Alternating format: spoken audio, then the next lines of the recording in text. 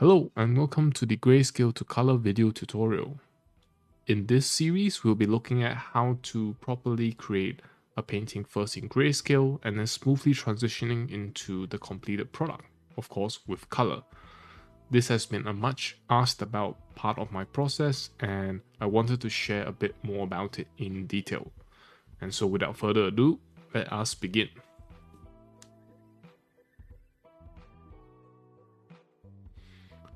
So, there are a couple of key learning points that I would like to highlight first. Of course, it looks a bit daunting right now, but we'll go through them a bit at a time. And I'll also be sure to spend most of the time essentially painting and doing a demonstration of how we are putting each of these points into practice. So, firstly, let's look at point number 1 up here. Preparing a grayscale base, and this will be the main gist of this particular video. There will be more videos, probably 1 or 2 more videos to cover the rest of this in greater detail.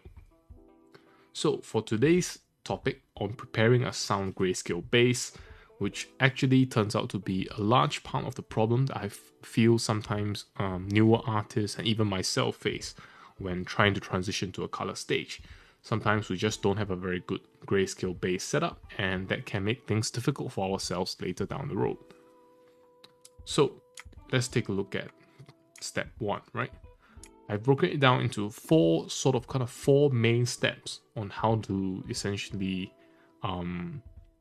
set yourself up to do a good job of the grayscale stage. And these are the 4 pointers that I'll be referring back to as well during the demo. So number 1 is prepare references. So it's really important, again, right, to prepare the references that you think you will need and to be actively looking out for more references as you draw and as you feel like you need more points of reference. And these will help very, very much in helping us essentially know how to split our value structures up and know how to do a lot of things, because these are going to be a lot of visual information contained within these references that we can call upon to help us. Secondly, local value is an interesting, or rather very important concept as well, because a lot of times we feel lost or we feel overwhelmed because we're not sure what to essentially apply to each, or rather what value we should apply to each different object, each different part of the scene. It's so complicated, right? And point number 2, understand local value, will be another key objective that I will be, pointing back to as, we proceed to the demo in a little bit. And number 3 is accounting for lighting. So once we have the local value set up, that is not quite enough, right? Because again, the way we see in real life and probably in drawings as well, right, is using light, and how light reflects off different things gives us a lot of different information. So understanding local value and then accounting for lighting is going to help us, create a great grayscale painting that we can use to further develop. And last but not least, in fact, last but almost the most importantly, right, we have to use a hierarchical structure when we approach dealing with values. We have to understand which are the big groups, which are the small groups. How do we preserve this particular relationship between each color and lighting group, and so on. So these are the 4 points that we will be looking at in great detail in today's video as we paint and prepare a sound grayscale base. Of course, as you can see below, there are a couple more items, right? Introducing the color itself, and which is of course, kind of sort of the main point of this video series, and the last part, which I think is often overlooked, right? There's a constant drawing and then observing and adjusting process that goes on, right? Very rarely do you do things, just one time and stick with your very first decision. So these two will be covering in the next video. So for today, let's head over to the demo where I'm going to try to show you guys how to prepare a sound grayscale base. Here are the 2 main files we will be taking a look at for this portion of the video.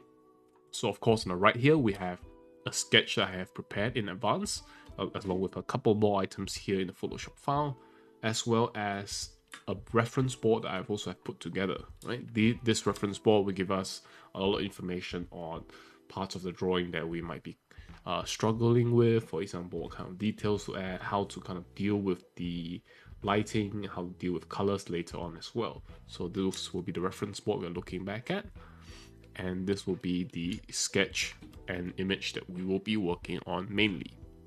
So to begin with, a simple thing I like to do is to always kind of essentially remove the ultra bright white palette.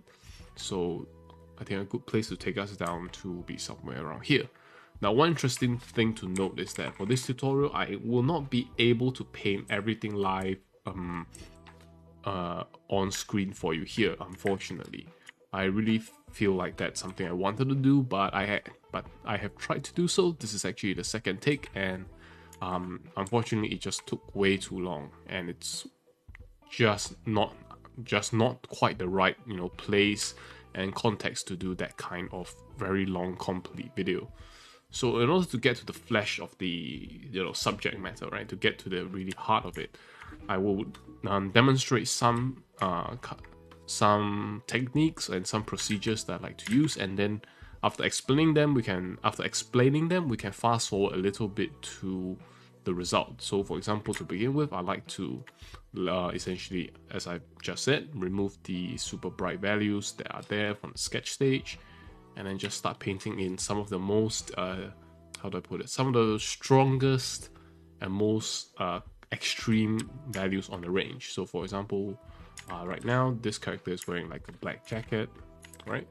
So we can kind of do that, and then like let's say she's wearing black sneakers, we can also fill those in as well. So again, if we refer back to our tutorial, right, we're preparing at this current stage the local values. Essentially, we are taking care of a lot of things. For example, if this leather jacket and hair and shoes are very dark compared to other objects in the scene, we can take care of that, right, as part of local value. Now again, an important thing here isn't to say, okay, I have to make sure the values are all accurate. Like a leather jacket also has this value range from maybe like 11 to 26 or something like that. That's not important. The important thing is to make sure all the values are accurate in relation to each other. So for example, like the shoes are black canvas, but the soles are kind of like this white rubber, so that distinction has to be made, right? But if like we have this like rough concrete ground, we can kind of figure out, okay, how dark should this concrete ground be, right? It's definitely not darker than like the black canvas shoes. So again, right, in this case, you have to be a bit careful on what kind of values that we apply. Now, of course, right, there's also variation, because sometimes you can look at here and say, okay, is this like asphalt ground, which is super dark, or is this like this worn down concrete ground, right, on the left here, which is brighter. Same thing with this road here, right? In this example, the road is actually pretty bright. I'm guessing it's because the asphalt is already worn out, so it looks brighter, it looks more faded, right? So there are obviously options here, as you can see from this image here, which inspired the composition, right? The floor here is also kind of dark asphalt, and then there's like a brighter strip of concrete here. So there's a lot of flexibility, there's a lot of options, but the key idea here is to kind of capture the relationship between a lot of the values. So again, right, this process will go on. I'll fill in each item here as and when it's acceptable, or rather as and when it's when I feel like it's the next most important thing to do. So I try to start from the most obvious and the most important items, and then go down to the less important ones. So right now, one thing that might help is to use a curve layer right now to kind of tune down the very dark values so they have a bit more range to work with, right? To kind of separate the values out a little bit. So now we have this brighter piece of concrete here. As you can see, like this is like the kind of concrete barrier that we are essentially referencing from. It's obviously a bit lighter than the asphalt ground, but it's not that bright. So we can give it sort of like this kind of value, right? So essentially assigning values to objects in a scene while making sure their relative brightness, right, is suited to each material. So here's the asphalt ground, like contrasting with like these little concrete cubes, right, which I think are really nice and cute. How they prop up the vending machine and like, I guess, kind of even out the ground. So yeah, so basically this step is very simple. We just sort of fill a lot of these elements in. Right, and of course, right, the sketch can change a lot from stage to stage. And so, let's say we continue to process the vending machine, and then it looks like this, right? And later on, we realize, okay, so a red vending machine should be a bit darker in terms of value, right? For example, the reds here are very dark, and if we're going for this type of lighting mood, we can consider, say, for example, essentially darkening the red to this value, right? So a lot of things can change as we proceed.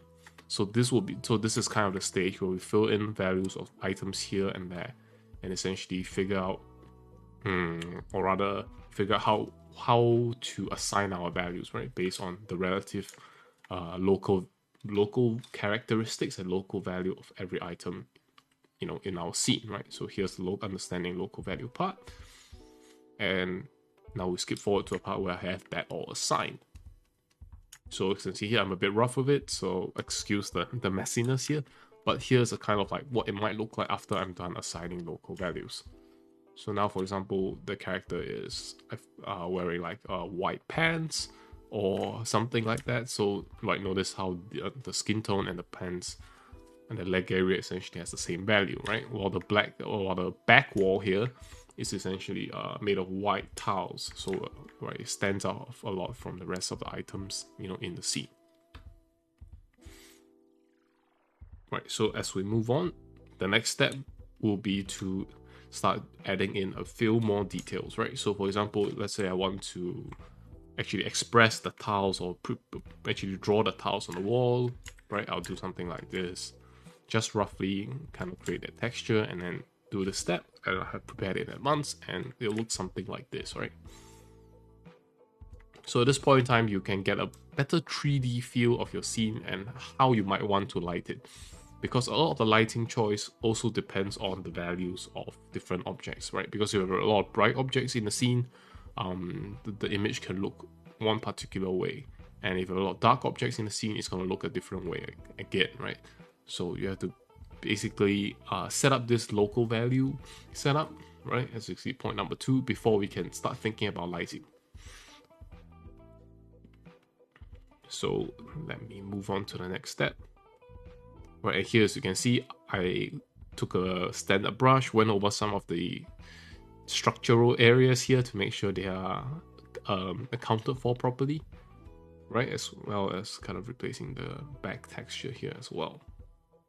Right, so here is a kind of the phase where I feel it's not too important to be very rigid about it. Like if you feel like some line work here and there is going to help reinforce some of the important perspectives or whatever it is, feel free to just draw things with lines as well. Right, and here you can see I started adding in some cast shadows. So this is kind of the time when I start thinking, okay, do we want a top-down sort of lighting situation? And the answer is yes, right, we can start working on it.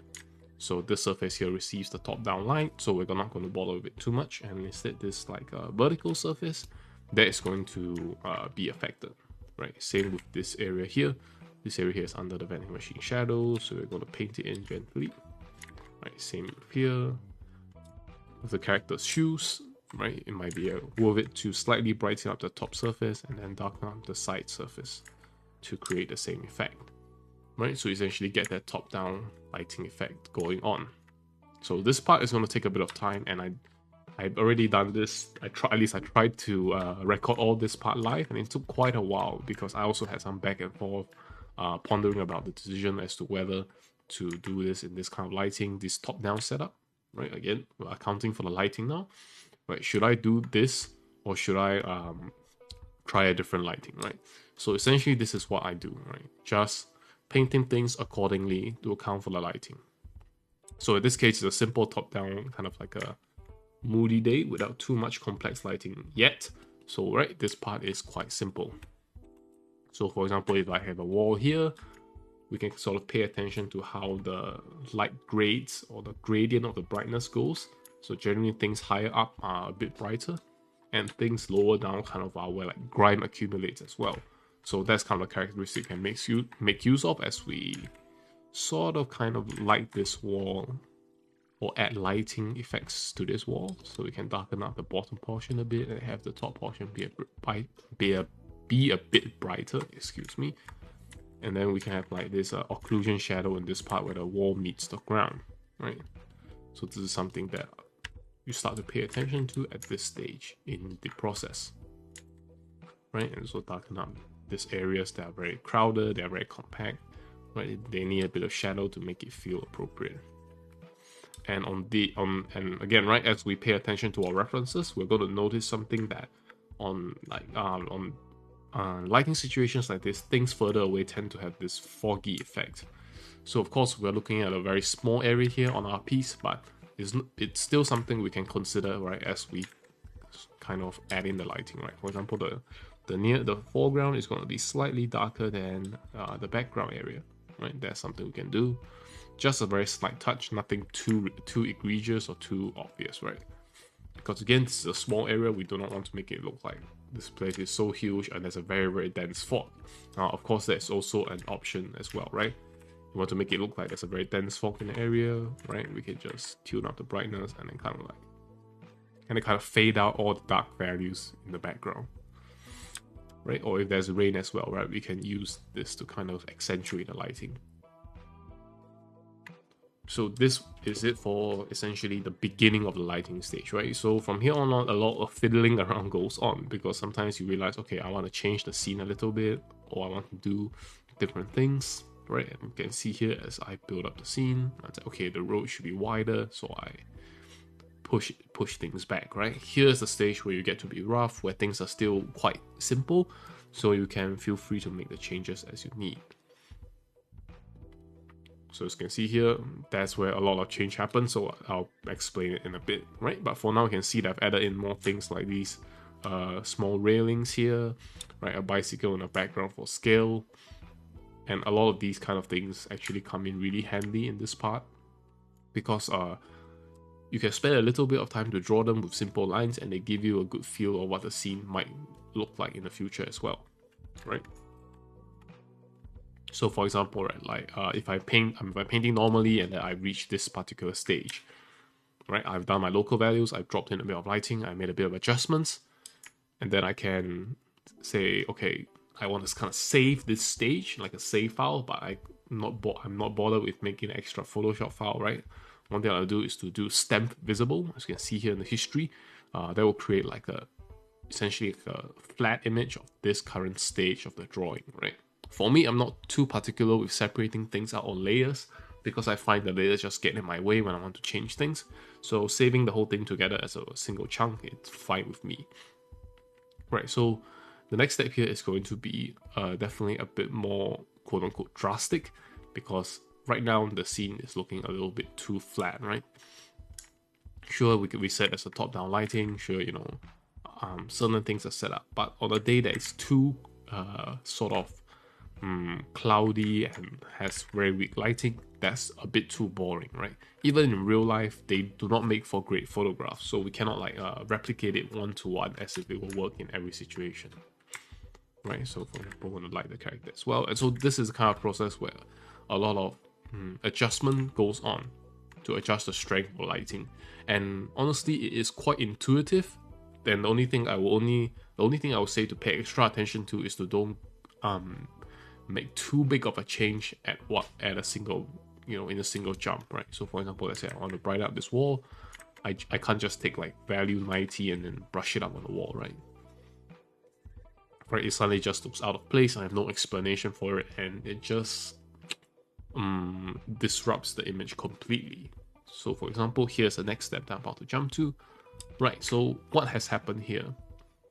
So here is basically the time where I say, okay, let's try making the top-down light a bit stronger, and let's render out the character a bit more.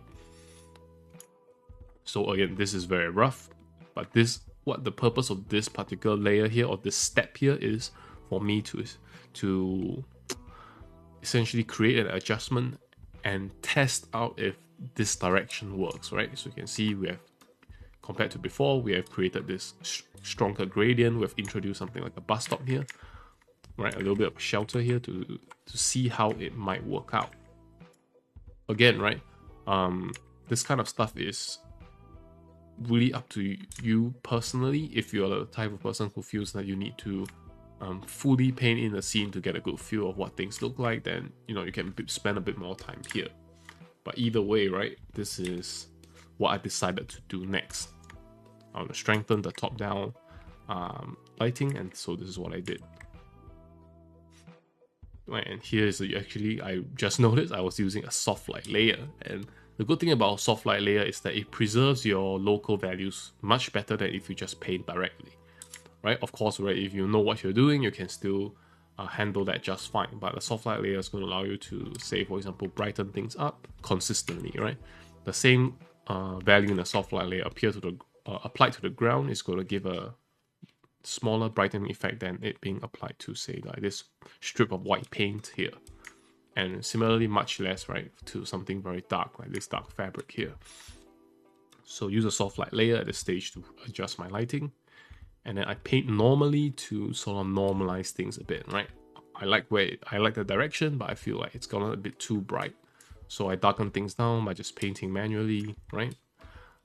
Things are very messy, but the key is that I notice that I am progressing in the correct direction, or in the direction that I feel comfortable with. And at this stage, I realized, okay, so things are a bit too dark as a whole, right? Everything looks too dark. So let me consult my reference to see what I might be doing wrong.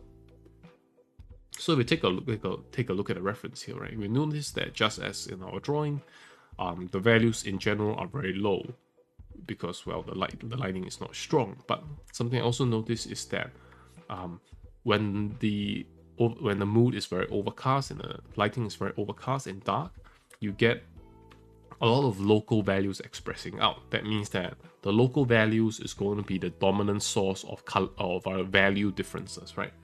So in a situation where lighting is strong, the lighting is going to determine what appears the brightest.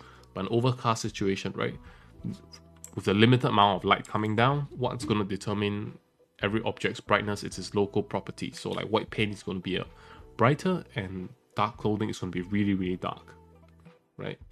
So if we just color pick it directly here, you notice that it's actually about as dark as, say, this region of the wall, right? Which we intend to be like a bright white or a beige kind of color. Right, similarly, let's say a bright segment of the wall, say here, right? If we just color pick on it directly, it's going to look like this area high up on the wall here.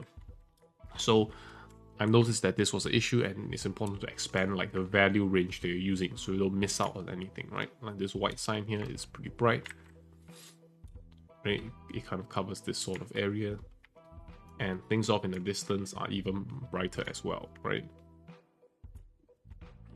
So of course here, right, you notice that I actually gone a bit too much. As I've said before, be careful to go a bit too much, because right now the sign looks like it's almost luminescent, right? Because it's a bit too bright and it's not like far away enough for the fog to try to justify it.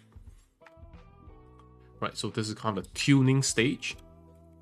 And how I perform the tuning stage is really just look at certain things. Say, for example, okay, there should be white paint on this part of the ground area as well, so I just add it in, right?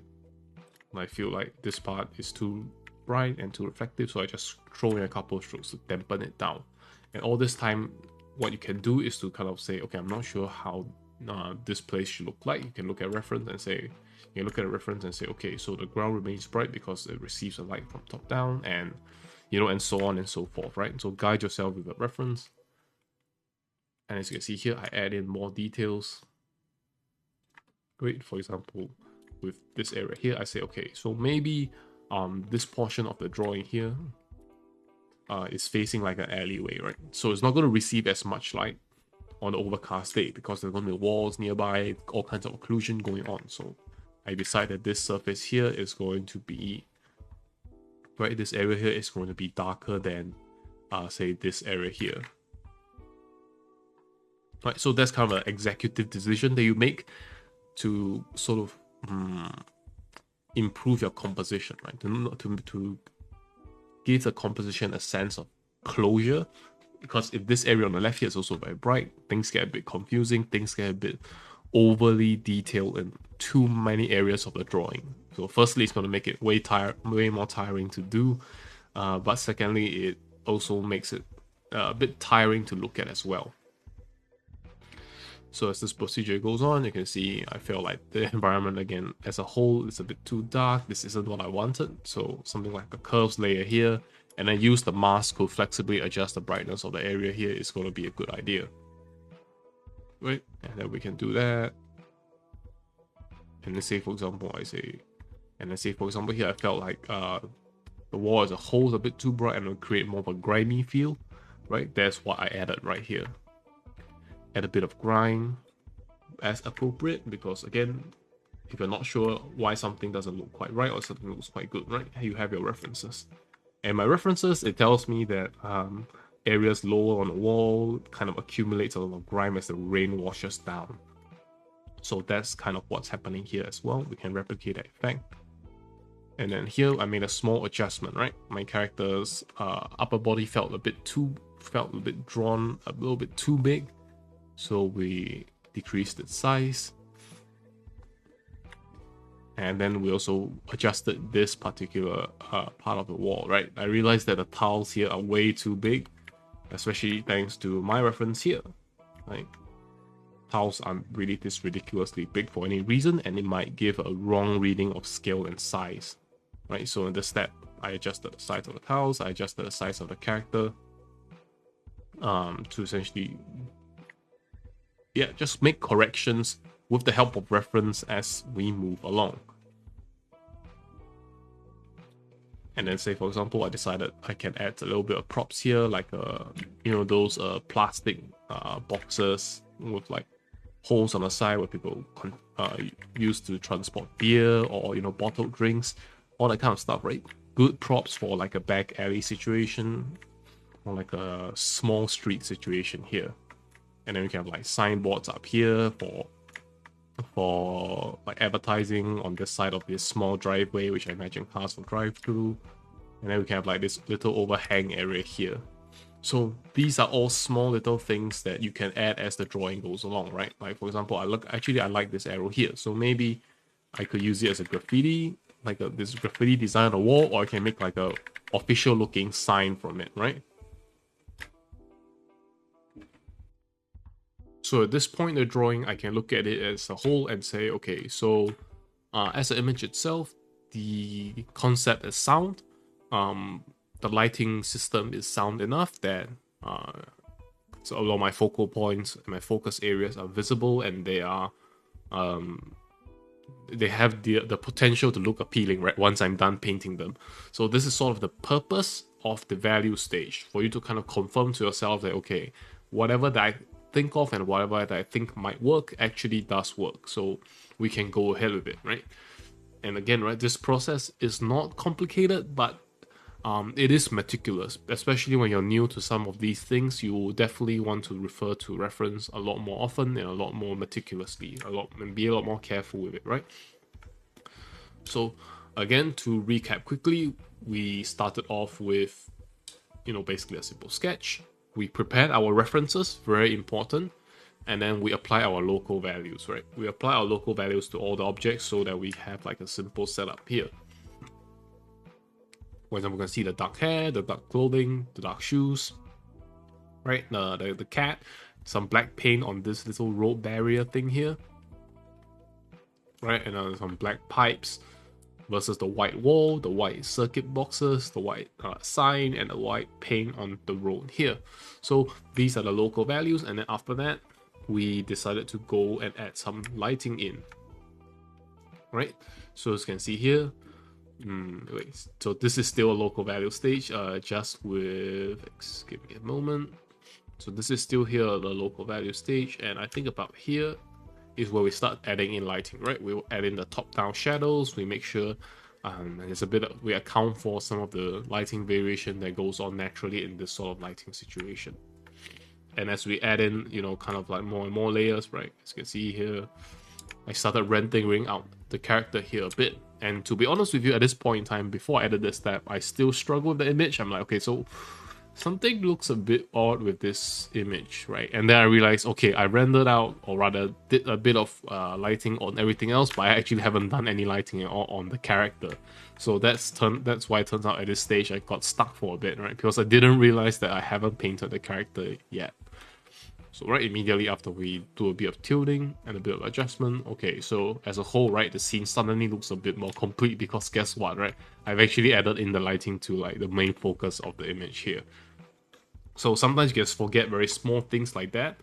So again, right, something that I almost forgot myself, but use a hierarchical structure, start dealing with the things that are most important.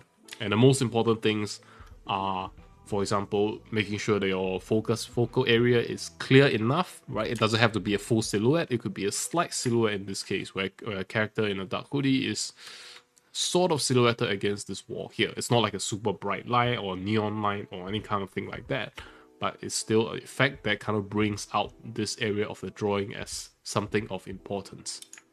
Right, so with this kind of presentation, we are able to say, okay, so the most important things are sort of in place. We can work on something less important, right? Like deciding kind of the hierarchy between whether the light should come from the front or the back. You know, we figure things out one step at a time. And all this while, right, we are using and consulting references to help ourselves make sure that we stay on track, and especially when you encounter something you're not sure of, or you're trying to capturing a mood or a lighting situation that you are not too familiar with, always refer back to your reference board to make sure you have the resources that you need to do what you want to do. Right, and so this will be sort of the end of this segment of this tutorial. We've gone through how to set up a good basic value base onto which you can add color later. Right, so again, it can be encapsulated in these 4 points. Prepare your references beforehand. Right, understand the local value, which we added first to make sure we have a good base on which to start adding lighting. Right, how to pick the lighting is completely up to you.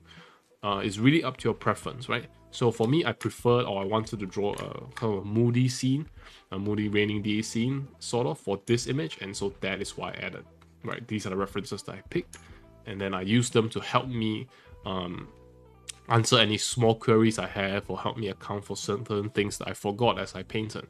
Right, so after we accounted for lighting, and last but not least, really, we have to also make sure we deal with things in compartments, right? We have to separate things out from the important to the not important, and so on and so forth. Now, of course, right, that also sort of includes breaking things down a bit. So for example, let's say in terms of hierarchy, I want the top-down lighting to be the strongest. So again, right, notice that we need to have this lighting system be the strongest. So the most obvious shadows and the strongest shadows and the strongest cause of lighting, right, is this particular one, the top-down effect we have chosen. So we make sure we have our cast shadows, make sure we have our occlusion shadows all done in this direction. So that's kind of like part of the hierarchy as well, right? We're making sure the number one thing is number one. And then we can still have reflections here as well, right? For example, I feel like it's a wet, rainy day, so the floor's a bit reflective. We can have a reflection of this object here, but we also have to make sure that it's not brighter than, say, this area here, because again, remember our number one dominant light source comes from top down, and as a result, the cast shadows from that light source, it's a good idea to have them be darker than, say, just a reflection, right? Which is receiving a top-down light still, right? The light still hits this area here, but not this back area here, right? So that will be the essential end of this segment on how to prepare a good value base. I apologize that I wasn't able to paint the whole thing and narrate it in real time, because I felt that would have taken, or rather I actually tried and didn't, and it did take way too long. So there are places for that kind of videos, but I think not right now. So I hope this mode of presentation is a good mix, where I can show you, essentially demonstrate sort of live as to how certain things I would do them and approach them, but also sort of skip forward a little bit to show things a bit more expeditiously, right? So yes, and that will be the end of today's segment on preparing a sound grayscale base. In the next video, we'll be looking at introducing color systematically to this piece, and then also talk about how to observe and adjust and how to repeat that process as you head towards a completed painting. And so yeah, I hope you found this video helpful, and I look forward to seeing you in the next part of this tutorial.